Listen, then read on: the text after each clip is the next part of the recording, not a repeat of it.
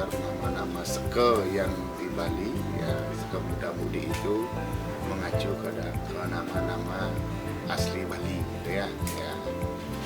Mulai taruh semuanya membedah diri, mempersiapkan diri, baik itu persiapan administrasinya untuk merubah nama itu.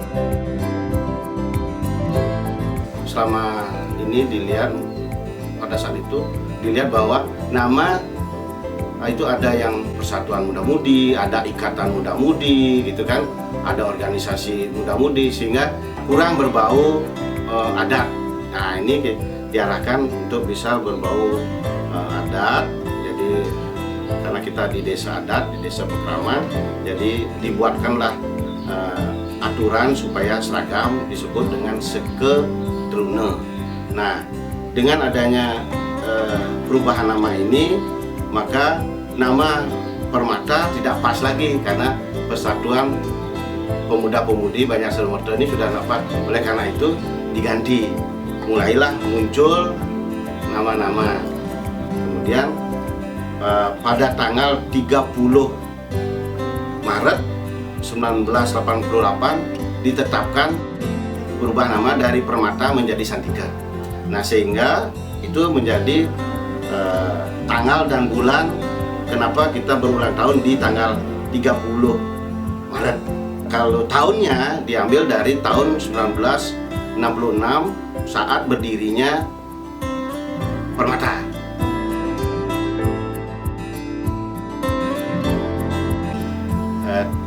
Itu berdasarkan hasil voting lah, pemungutan suara dari beberapa nama yang masuk. Jadi ada namanya waktu itu masuk, seingat Pak Maju adalah Dharma Yohana, ada Eka Santi, ada Yohana Santi, dan ada Santika. Masing-masing dari teman-teman di Seke Drune ini mengusulkan nama, namun kemudian dipilih berdasarkan suara terbanyak, disepakati nama Santika ini. Nah, Santika ini mempunyai arti atau pembawa kedamaian. Jadi Santika itu artinya pembawa kedamaian. Jadi saya berharap ini mudah-mudahan dengan nama ini Santika, kita berharap terus bisa membawa kedamaian di lingkungan banyak, di desa maupun yang lebih luas lagi. Bendera kita sudah ada yang kalau kita lihat itu dasar daripada bendera kita itu berwarna hijau, ya, gadang. Nah, itu melambangkan kesuburan. Kemudian ada lagi tulisan mas. Tulisan mas itu melambangkan kejayaan. Nah, kemudian ada juga bentuk limas, di segi lima itu melambangkan Pancasila. Sebagai dasar negara kita tetap mengacu, tidak boleh lepas daripada itu karena kita warga negara Indonesia. Kemudian ada rantai di situ, seperti biasa. Rantai itu melambangkan suatu persatuan atau bahasa Balinya persikian, paikatan, ya, paikatan. Dan ada di situ juga padi kapas, itu melambangkan kalau bahasa Balinya gemah ripah loh jinawi. Jadi harapan kita ada di sini, ada kesejahteraan muncul betul. Kemudian dupa astra. Kalau dupa astra itu melambangkan semangat, ya, semangat. Kalau bahasa Bali nyantep gitu ya, nyantep, semangat untuk melakukan hal-hal yang positif.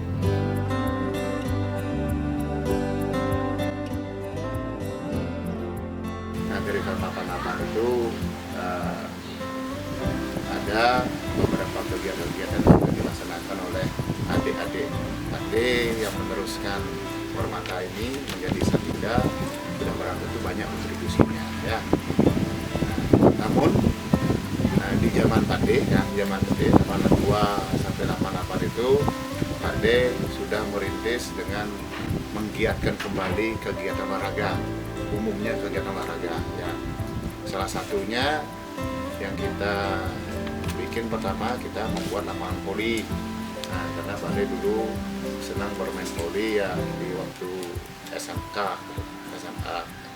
Dan itu ada pembangunan di Banjar, kita merintis lapangan bulu tangkis pada saat itu, masih di Banjar yang sekarang ya, di sekarang ini.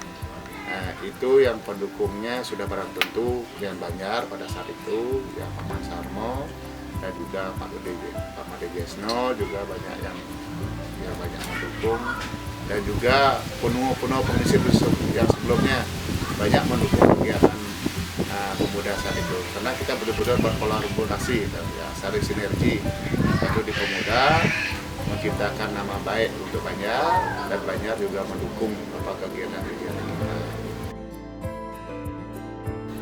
Saat itu kita mempunyai pemain yang murni punya kita, artinya semua berasal dari Banjar Sedana Merta dan masuk ke Porcam, dan kita bertanding pertama kali waktu itu di Gor Ngurah Rai, dan di sana kita masuk semifinal, sepertinya dikalahkan oleh rekan kita dari Dadakan.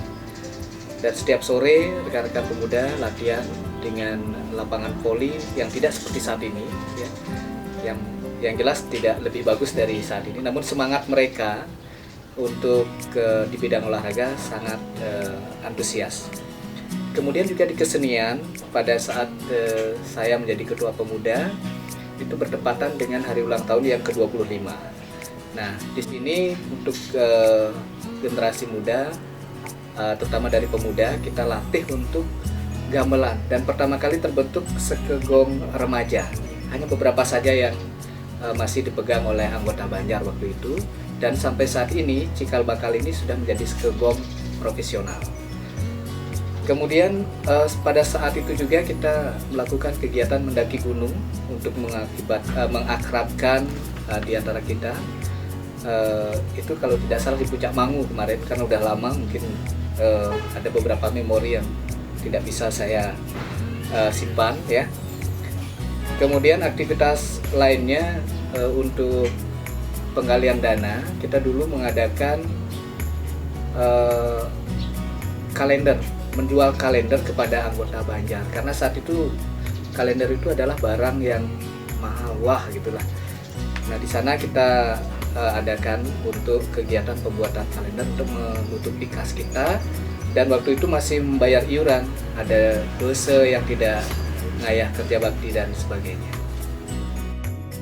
Pada zaman dulu kalau kita melihat atau menjenguk resepsi pernikahan, itu terkenal dengan ngalih sumping, karena memang menunya waktu itu sumping, dan itu jajanan yang luar biasa nikmatnya waktu itu, karena memang jarang ada jajan.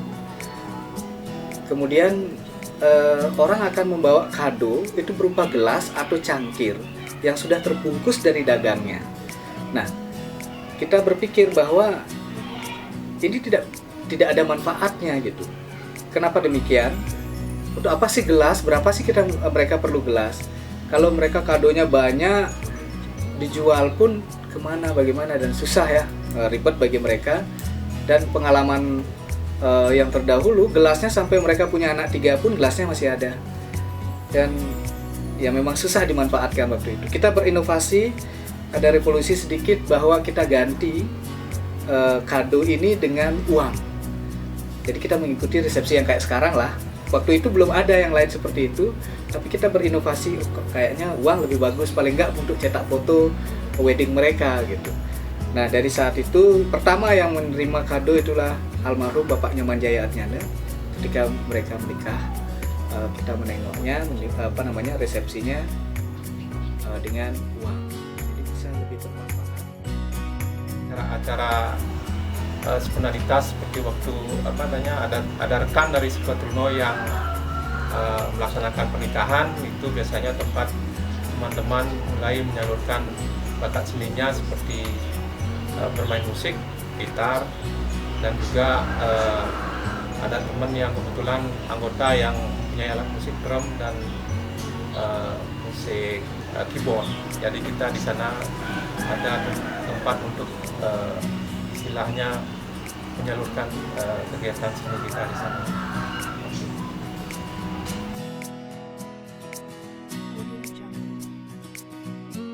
Di tahun 1997 ketika zaman pemilu waktu itu, di mana pengerahan massa termasuk Seke Trune untuk mendukung salah satu partai waktu itu dengan berani, saya menentangnya waktu itu karena Seke Trune Santike atau Seke Trune manapun sebenarnya bukan lembaga politik, dan dalam sebuah pertemuan besar yang dimana di situ diisi oleh untuk mengerahkan Seke Trune supaya mau menghadiri kebulatan tekad, saya menyatakan bahwa kami Seke Trune Santike tidak mau terlibat dalam kegiatan politik, tetapi kalau ada anggota-anggota secara pribadi ikut terlibat, kami persilakan. Jadi saya waktu itu menentang dengan keras kalau sampai Seke Trune Santike harus memukul kentongan Seke Trune untuk menurunkan massa mendukung salah satu partai politik. Dan itu merupakan hal yang cukup berani kita lakukan, dan hal lain yang juga kita lakukan adalah berani bersikap ketika ada pekan olahraga desa di mana ada ketidakberesan dalam panitia. Kami di Seke Trune Santike berani menyatakan sikap untuk memboikot, dan hal-hal lain tentu ini merupakan bagian dari bagaimana kita bersikap sebagai seorang Seke Trune, tidak hanya tunduk begitu saja tapi berani menyuarakan hati nurani.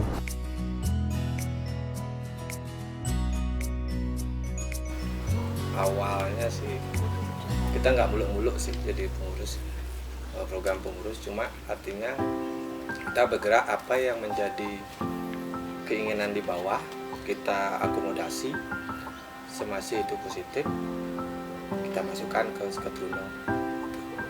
Nah terus terang waktu itu yang beli baru masuk jadi baru pelantikan pengurus Seke Trune, ada satu hal yang membuat beli itu mungkin semua Seke Trune pengurus yang lalu belum mengalami langsung cobaan paling berat.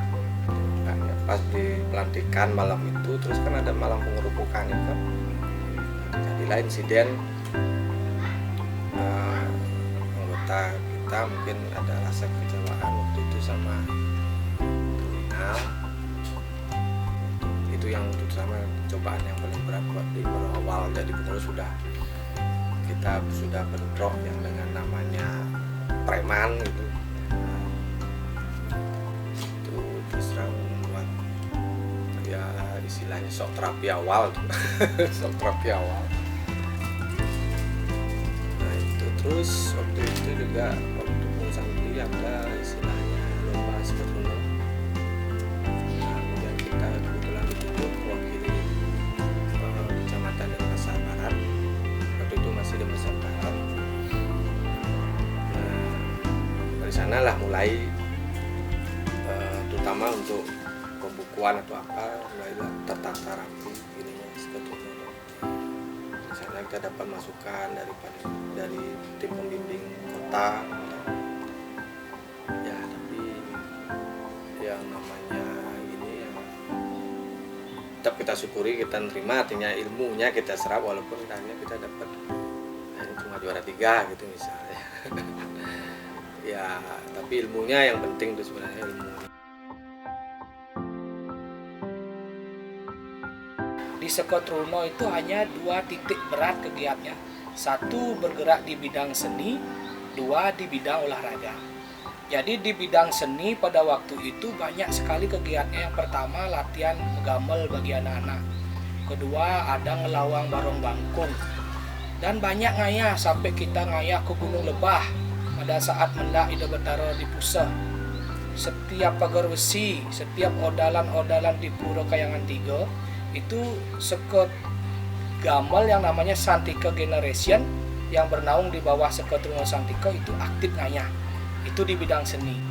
Terus di bidang olahraga, nah pada saat itu ada kejuaraan Poli Permata Cup, di mana kita selaku Seke Trune terlibat di dalamnya untuk mendukung daripada kegiatan Banjar itu sendiri. Ya, jadi di Sekotruno itu hanya 2 titik berat kita, yaitu seni dan olahraga. Jadi itu acuan kita di Sekotruno Satiko. Karena pemuda milik kita, Banjar milik kita, nah ini sebagai wahana, sebagai tempat kita untuk belajar berorganisasi. Tempat berorganisasi banyak, tetapi di Banjar organisasi paling bagus karena sangat heterogen dari segi pendidikan, sangat heterogen dari ekonomi. Nah, kalau misalnya di kampus ya rata-rata, jadi pendidikan kita sudah rata-rata sama. Nah, jadi kalau mampu kita di Banjar sukses, kita jadi pengurus di Banjar, di tempat lain saya jamin pasti bisa berhasil. Karena pada zaman itu lingkungan kita itu semua saudara dan tidak seperti pergaulan adik-adik sekarang yang sudah di dunia maya dan sebagainya. Dan untuk sekolah pun waktu itu tidak ada les ya, sedikit sekali, sangat terbatas untuk les. Dan sekarang anak-anak lebih banyak di sekolah atau di kampus mereka. Jadi pada zaman itu cukup reguler saja pendidikannya, jadi mereka punya waktu untuk share, untuk bertemu di Banjar bersama teman-teman. Jadi setiap sore ada saja kegiatan yang kita lakukan tanpa paksaan dan tidak merupakan beban bagi mereka. Kalau zaman sekarang kita maklumi karena memang teknologi, kemudian kesibukan mereka. Tapi yang jelas kalau kita boleh mengandaikan, semangat harus tetap ada pada Santika. Cikal bakal Hubung Bersatu tahun 2000 yang kita pertama kali ikut lomba gogoh ke hutan. Itu modalnya cuma juari gitu. Ternyata sekedar ikut maunya, tapi akhirnya setelah kita bikin dengan modal terbatas, kok lumayan hasilnya bagus gitu. Waktu itu udah bagus sekali begini gogohan. Makanya kayaknya kita di pemuda inisiatif nggak ninting nih kebetulan tenaga muda. Akhirnya kita merangkum muda yang lain untuk membantu, kayak di Gamelan, Jasa Tengah kita ambil, di Lapang, Jasari. Akhirnya kita latihan bersama membantu. Nah itu udah momennya saya lihat waktu itu. Dan apalagi waktu itu ya mungkin tidak diharapkan, saking semangatnya teman-teman roboh gogohnya karena orang rangkanya udah bersih, cuma cara narinya itu terlalu bersemangat, dibuta akhirnya patah. Nah di sana ada lihat pemuda Banjarsari, mangkuk namanya, sampai tidak mau makan. Itu udah lihat, ya bisa makan tidak? Beli kan? Belum mau gogoh. Berarti kan rasa memilikinya dia udah lain tuh kan. Padahal dia pemuda Banjarsari kan, tapi dia ikut kayaknya merasa memiliki sekali gogoh. Dari sana ada kayak cikal bakal munculnya Hubung Bersatu. Kemudian lagi beberapa tahun baru ada ini itu rapat di desa untuk kesepakatan untuk membuat Hubung Bersatu.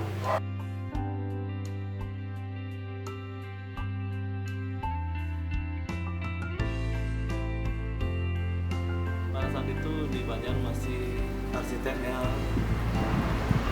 senior saya, jadi beliau itu sama Pak Ade itu. Saya kagum dengan orang-orang itu, benar-benar saya lihat kemampuan seninya di luar batas orang-orang normal lah. Karena orang-orang normal nggak mungkin bisa meluangkan waktu untuk membuat gogoh. Pada saat itu saya kelas 2 SMP. Kelas 2 SMP saya udah buat gogoh di belakang Banjar lah. Itu gogoh kita mau arak untuk anak-anak ceritanya. Di sana juga saya dapat belajar dari senior saya adalah Blian Miasa. Dia ikut dalam proses pengecetan, pembentukan, habis itu pendalaman karakter di gogoh. Jadi saya banyak belajar dengan Blian Miasa. Di sana saya banyak ikut belajar buat gogoh dalam pembentukan dari dasar, rangka, dan pengecetan. Dan pada akhirnya di tahun berikutnya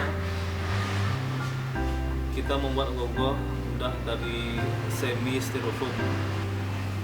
Kita benar-benar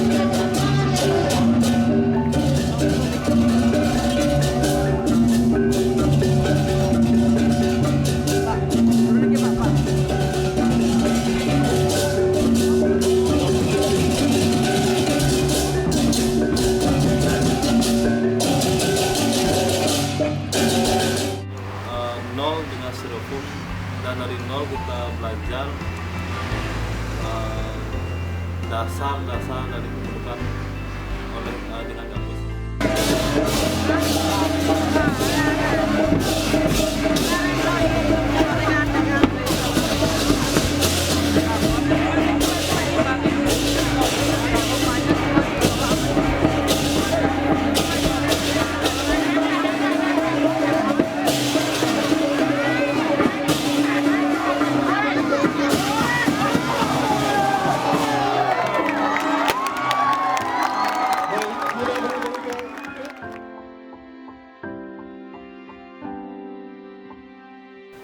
Nah ini yang mungkin dari dulu belum pernah pemuda melaksanakannya, itu waktu mengakomodasi daripada rekan-rekan yang seneng melayangan.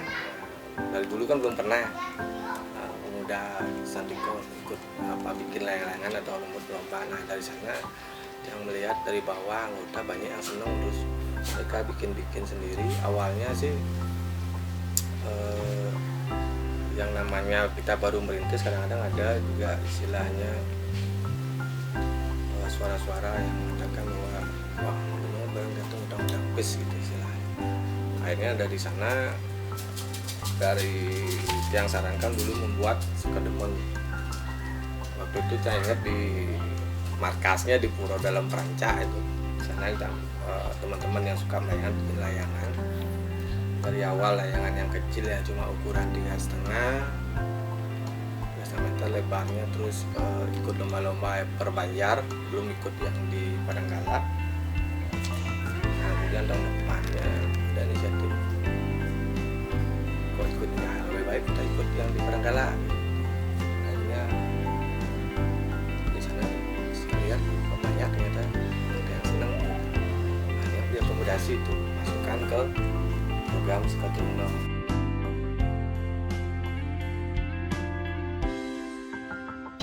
Pertama kali membuat layangan di lapangan voli mungkin lah. Kalau teman-teman Sandika yang ikut ambil alih di dalam layangan lapangan voli, mungkin dia tahu keluh kesah lemah petang layangan.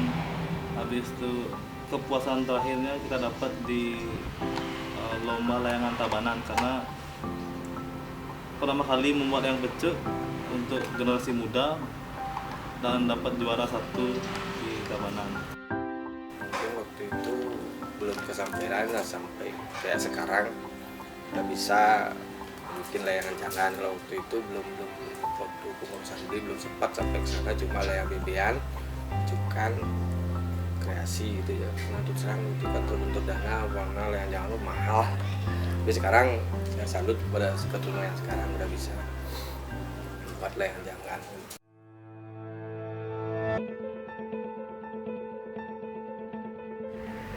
Pada akhirnya kita fix terjun langsung ke layang jangan. Mungkin pemuda melihat semangat dari anggota-anggota yang sangat-sangat pengen mempunyai layang jangan. Nah pada saat itu saya pribadi juga sangat merasa terdorong lah karena dari semangat pemuda. Akhirnya saya langsung terjun ambil alih membuat tulang layang jangan. Padahal saya belum pernah mengambil sekalipun untuk layang jangan. Dan pada akhirnya kesuksesan yang kita impikan di layangan jangan mungkin bisa terrealisasi pada saat pencobaan pertama. Ya mungkin di percobaan pertama jangan-jangan itu masih banyak ada kekurangan, mungkin lemah atau nggak mau naik, nggak mau ngangkat ekor, atau bodinya kurang pas lah. Tapi menurut saya itu udah hasil yang terbaik.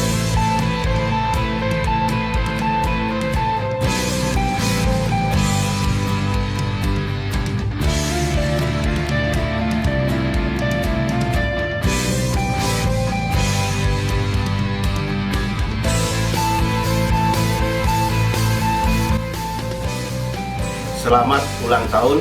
Selamat ulang tahun. Selamat ulang tahun. Selamat ulang tahun. Selamat ulang tahun. Selamat ulang tahun. Dan selamat ulang tahun yang ke-50 kepada Seke Truno Santika Banyumas Dana Mertaubung. Dan mudah-mudahan di usia yang sudah dewasa ini Semoga Seke Truno Santika lebih maju. Semoga Seke Truno Santika banyak selalu tetap jaya. Semoga semakin jaya. Semoga kedepannya rekan-rekan bisa saling menerapkan diri satu sama lain. Semoga eksis selalu dan senantiasa bisa menjaga nama baik Seke Truno. bisa meningkatkan kreativitas dan aktivitas untuk mengajarkan Bali dan menjaga budaya serta adat kita.